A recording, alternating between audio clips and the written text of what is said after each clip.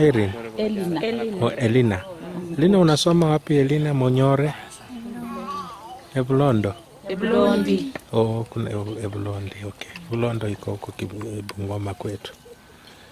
Irene, unasoma class? 2. Uko miaka ngapi? 12. Irene is in class 2 at Ebulondi Primary School. Usiogope umepaka we dawa usikiwe sikia uchungu.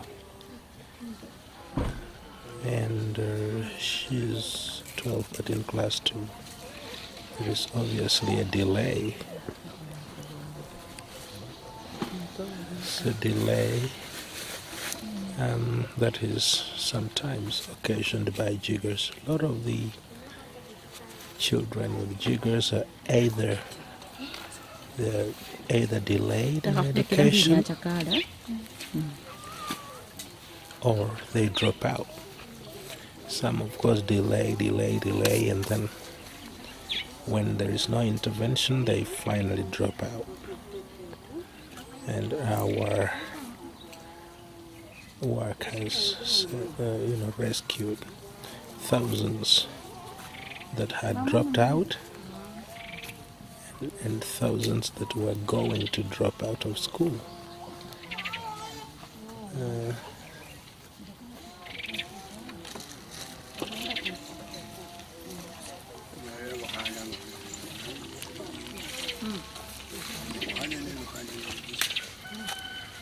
So here we go.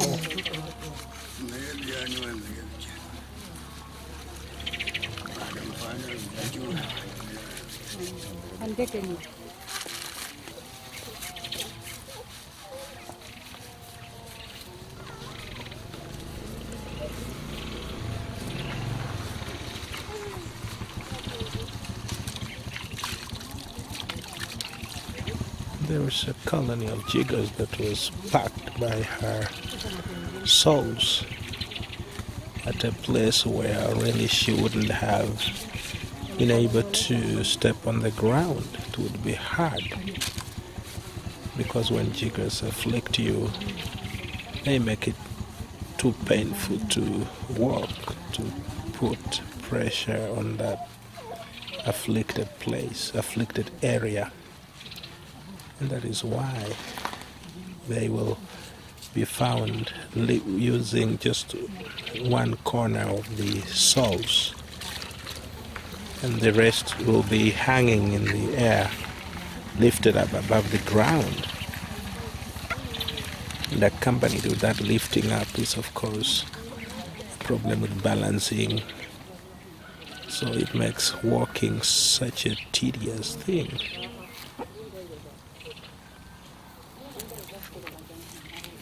So apart from the pain that comes in the night, during daytime, people with jiggers are not able to walk uprightly, to walk in a balanced way. And because of that problem with putting weight where it's not supposed to be put, eventually what happens is that victims assume a different structure. They walk in a skewed way. They limp. They actually become lame. That's why a lot of the people who had jiggers as young children don't walk upright, and their shoes will be seen to recede on one side. They cannot have shoes for a long time because their feet are deformed and they'll be eaten up on one side. The tragedy of jiggers is just hard to quantify. It's a terrible bug, and therefore it becomes so interesting to imagine that there is a lot of indifference towards people having this thing. Indifference from politicians, indifferent from church, indifference from church, indifference from society. You know, it's amazing how people can just look on as this terrible thing eats up people, fellow human beings. It's something we can never find logical explanation to. It's a phenomenon. To us, we find it hard to comprehend the fact that people let others have this thing. Children, adults, the aged. Doesn't make any sense.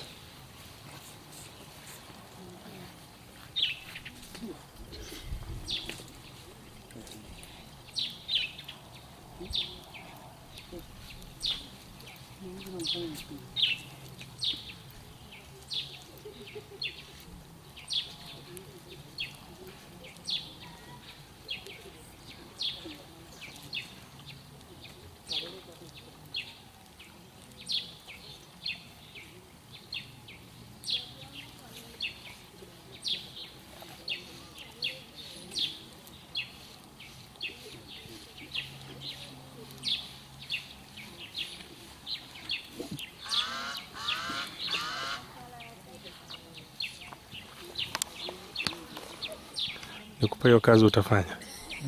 Utafanya hiyo kazi? Utaweza? Nikuachia scalpel utafanya? Umewahi fanya? Umewahi jaribu?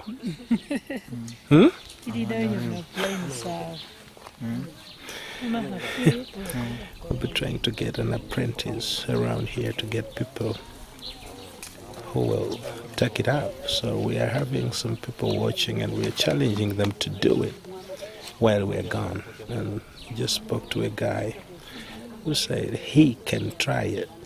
He has not done it before. And we know why. The stigma that is associated with these jiggers make people to assume it is something they cannot manage. It's too hard. Because when something is given a superhuman ability, you let it be. Because you feel you are only human and you don't have capacity to fight with things that are super, things that are beyond physical. And so people look on, even as their siblings or neighbors, wallow in jiggers. And as we remove them, then they come in disbelief and they behold what we're doing with a lot of amazement and, of course, disbelief.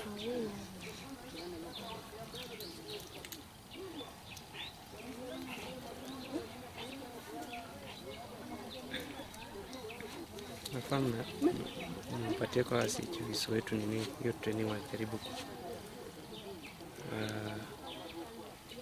hata wapate wawe na nafasi ya kumanage hizi before wasingoje tu mpaka mkuje.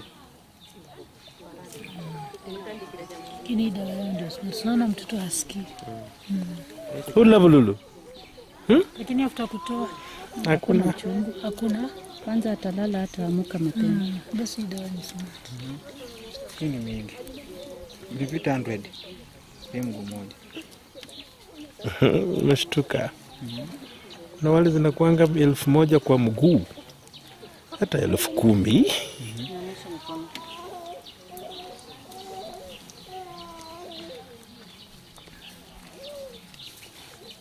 So many eggs.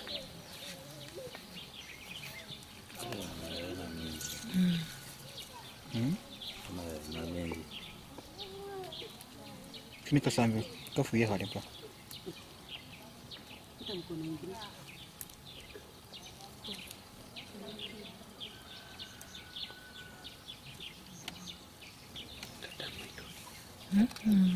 Kama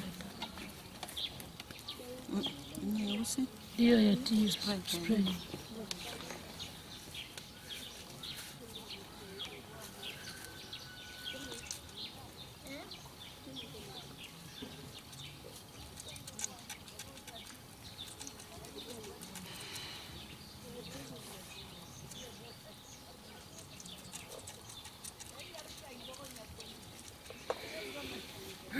Mbota sio sabi videnje. Mboli ndo sabi. Sabi videnje. Si sabi. Sali nje chetu. Ile mbota. Si sabi bene ndo birabetse. Amuka. Enda. Songa.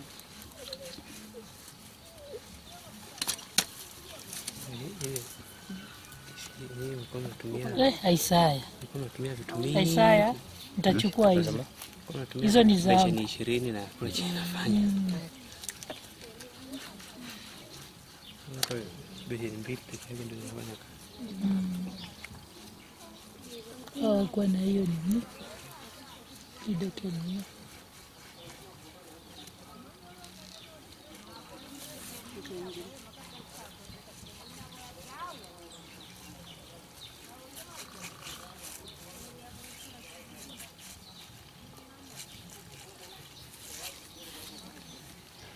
Ulisema mzee umewahi kutoa, you've done it. Okay. Au walifanya hiyo ya kusuffocate. Oh, mlifanya ya kulali. Ndio maana nimekuwa nikisema mkituweka hapo kwa hii training ya kutoa hizi vitu at least no bleeding. No bleeding.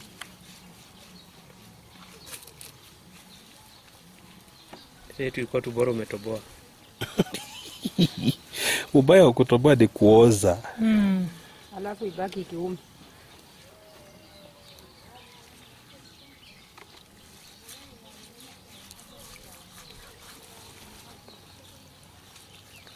Damu ilikuwa ishatoka. Hiyo dawa ni smart. Leta ingine. Nasikia uchungu. Amesikia uchungu ya anadanganya, si unalia? Machozi yametoka. Okay. Sifa kwa wanagodoro, damu ile nitakasa utukufu kwa Yesu.